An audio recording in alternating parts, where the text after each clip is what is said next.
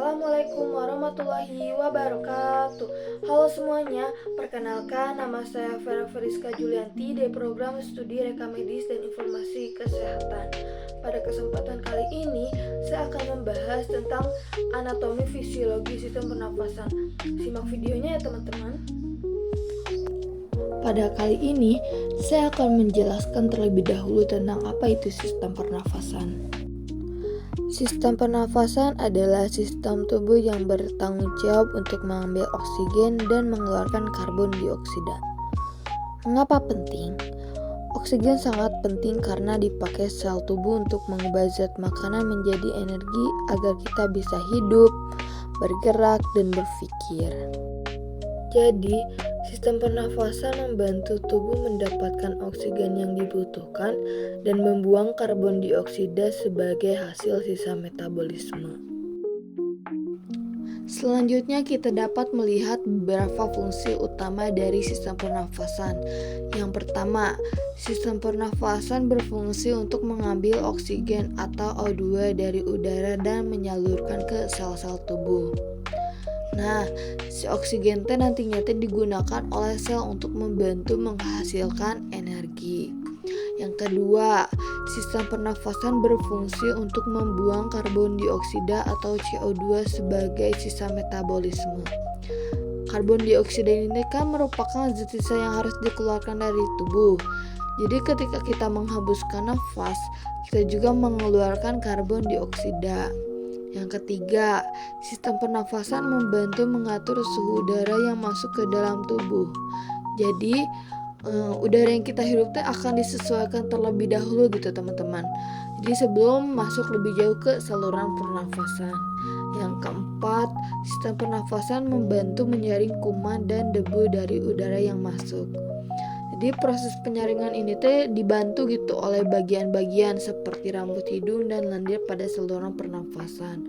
Kemudian yang kelima, sistem pernafasan juga membantu menghasilkan suara.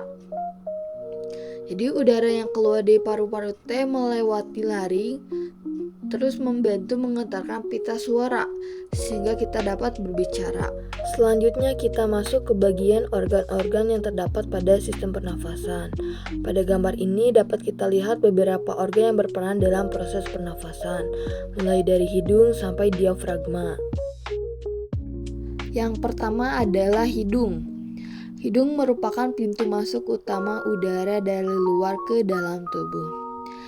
Jadi di dalam rongga hidung terdapat rambut-rambut halus yang berfungsi menyaring debu dan kotoran dari udara.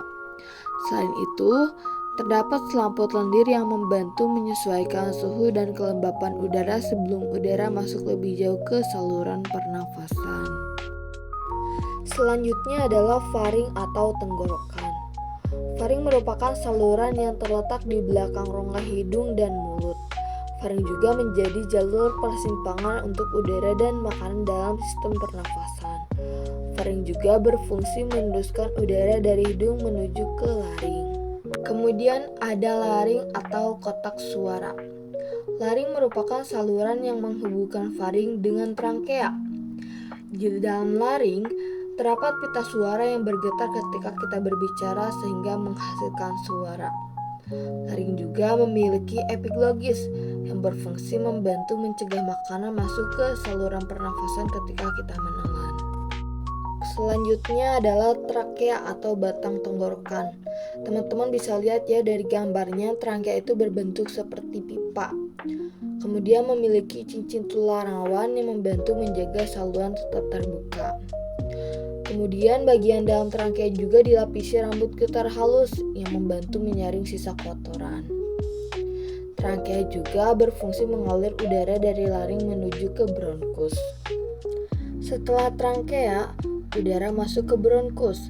Bronkus merupakan dua cabang utama dari trakea yang masing-masing menuju paru-paru kanan dan kiri. Bronkus juga memiliki fungsi yaitu membagikan dan menyalurkan udara ke kedua sisi paru-paru. Kemudian bronchioles. Bronchioles merupakan percabangan kecil yang berasal dari bronkus dan berada di dalam paru-paru. Jumlahnya itu sangat banyak. Bisa kalian lihat ya teman-teman, bentuknya itu seperti ranting pohon. Bronchus juga berfungsi mengalir udara dari bronchus menuju alveolus. Berikutnya adalah alveolus. Alveolus merupakan kantung udara kecil yang terdapat di ujung bronchiolus dan dikelilingi oleh banyak pembuluh darah kapiler. Alveolus merupakan tempat terjadinya pertukaran gas. Jadi oksigen dari udara akan diserap oleh darah, sedangkan karbon dioksida dari darah akan dilepas menuju alveolus untuk kemudian dikeluarkan dari tubuh. Terakhir adalah paru-paru. Paru-paru merupakan organ utama dalam sistem pernafasan yang berjumlah sepasang. Paru-paru terletak di dalam rongga dada dan dilindungi oleh tulang rusuk. Di dalam paru-paru terdapat jaringan bronkus, bronchiolus, dan alveolus yang bekerjasama dalam proses pernafasan. Kemudian pernafasan memiliki dua fase utama, yaitu inspirasi dan ekspirasi. Inspirasi adalah proses ketika kita menghirup udara, sedangkan ekspirasi adalah proses ketika kita menghembuskan udara. Proses pernapasan ini dapat terjadi melalui dua cara, yaitu pernapasan dada yang menggunakan otot tulang rusuk dan pernapasan perut yang menggunakan otot diafragma. Selanjutnya, saya akan menjelaskan tentang pernafasan dada. Pada pernapasan dada, yang berperan utama adalah otot antar tulang rusuk. Saat kita menarik napas atau inspirasi, otot antar tulang rusuk luar akan berkontraksi. Akibatnya, tulang rusuk terangkat dan rongga dada menjadi lebih besar. Karena rongga dada membesar, tekanan udara di dalam paru-paru menjadi lebih rendah daripada tekanan udara di luar. Nah, karena adanya perbedaan tekanan tersebut, udara dari luar akan masuk ke dalam paru-paru. Kemudian saat kita menghembuskan nafas atau ekspirasi, otot antar tulang rusuk mengalami relaksasi atau mengendur. Tulang rusuk kemudian turun kembali sehingga rongga dada menjadi lebih kecil. Akibatnya tekanan udara di dalam paru-paru meningkat dan udara pun terdorong keluar. Selanjutnya adalah pernapasan perut. Pada pernapasan perut, otot yang paling berperan adalah otot diafragma, yaitu otot yang berada di antara rongga dada dan rongga perut. Saat kita menarik nafas atau inspirasi, diafragma akan berkontraksi atau menegang, kemudian bentuknya menjadi lebih mendatar. Hal ini menyebabkan rongga dada menjadi lebih besar ke arah bawah atau secara vertikal. Karena rongga dada membesar, tekanan udara di dalam paru-paru itu menurun, sehingga udara dari luar dapat masuk ke dalam paru-paru. Kemudian, saat kita menghembuskan nafas atau ekspirasi, diafragma mengalami relaksasi atau mengendur dan kembali melengkung ke atas. Akibatnya, rongga dada menjadi lebih kecil dan tekanan udara di dalam paru-paru meningkat. Karena tekanan tersebut meningkat, udara kemudian terdorong keluar dari paru-paru. Setelah membahas mekanisme pernafasan, selanjutnya kita masuk ke pertukaran gas. Pertukaran gas dibagi menjadi dua, yaitu pertukaran gas eksternal dan pertukaran gas internal. Yang pertama adalah pertukaran gas eksternal. Pertukaran gas eksternal terjadi di alveolus paru-paru. Pada proses ini terjadi pertukaran oksigen dan karbon dioksida antara alveolus dan darah. Jadi, oksigen dari alveolus masuk ke dalam darah, sedangkan karbon dioksida dari darah masuk ke alveolus untuk kemudian dikeluarkan saat kita menghembuskan nafas. Selanjutnya adalah pertukaran gas internal. Pertukaran gas internal terjadi antara darah dalam kapiler dengan sel-sel jaringan tubuh. Pada proses ini, oksigen yang dibawa oleh darah akan masuk ke sel-sel tubuh dan digunakan untuk menghasilkan energi. Sedangkan karbon dioksida yang dihasilkan oleh sel-sel tubuh akan masuk ke dalam darah. Karbon dioksida tersebut kemudian dibawa oleh darah kemudian menuju paru-paru untuk dikeluarkan. Selanjutnya saya akan menjelaskan beberapa gangguan yang dapat terjadi pada sistem pernafasan. Gangguan yang pertama adalah asma. Asma merupakan gangguan pada saluran pernafasan. Gangguan ini dapat menyebabkan saluran nafas menyempit. Akibatnya, penderitaannya dapat mengalami kesulitan bernafas. Gejala asma biasanya berupa sesak nafas, batuk, dan suara nafas berbunyi seperti mengi. Kemudian yang kedua adalah TBC atau tuberkulosis.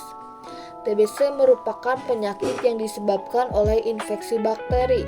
Penyakit ini umumnya menyerang paru-paru. Gejalanya dapat berupa batuk yang berlangsung lama, demam, berkeringat pada malam hari, dan tubuh terasa lemah. Selanjutnya ada flu. Flu merupakan infeksi pada saluran pernafasan yang disebabkan oleh virus.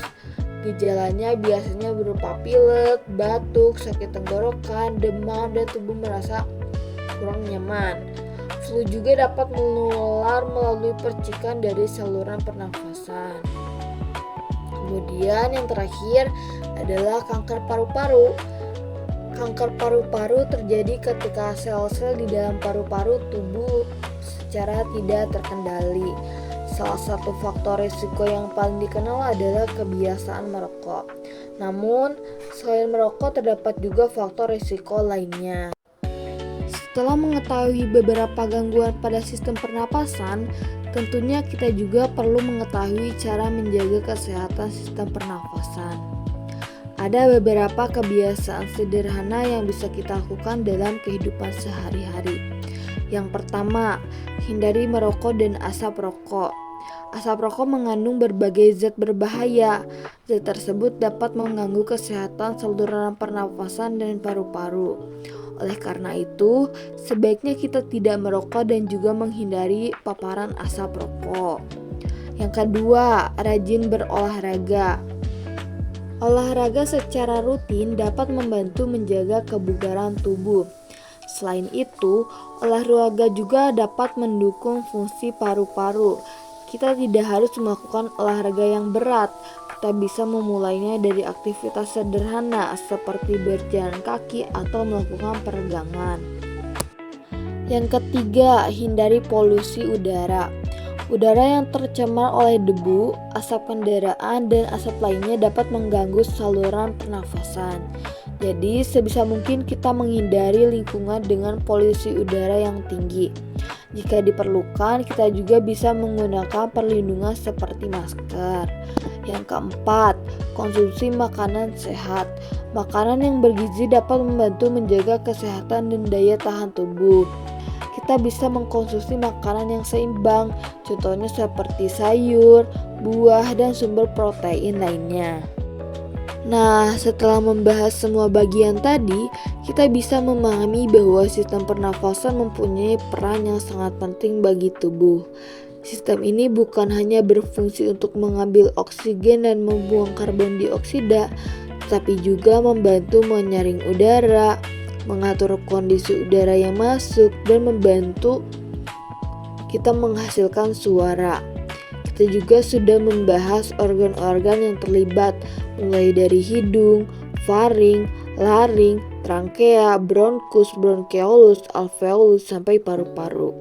Kemudian kita juga sudah melihat bagaimana proses inspirasi dan ekspresi terjadi, bagaimana oksigen dan karbon dioksida dipertukarkan, serta beberapa gangguan yang bisa terjadi pada sistem pernafasan. Jadi, pada akhirnya kesehatan sistem pernafasan sangat berpengaruh terhadap aktivitas kita sehari-hari. Karena tubuh membutuhkan oksigen agar sel-sel dapat menghasilkan energi. Oleh karena itu, menjaga kesehatan pernafasan bisa kita mulai dari hal-hal sederhana dalam kehidupan sehari-hari, seperti tidak merokok, rajin berolahraga, menghindari polusi, dan menjaga pola makan. Mungkin itu saja penjelasan dari saya mengenai sistem pernafasan. Terima kasih sudah menyimak sampai akhir. Wassalamualaikum warahmatullahi wabarakatuh.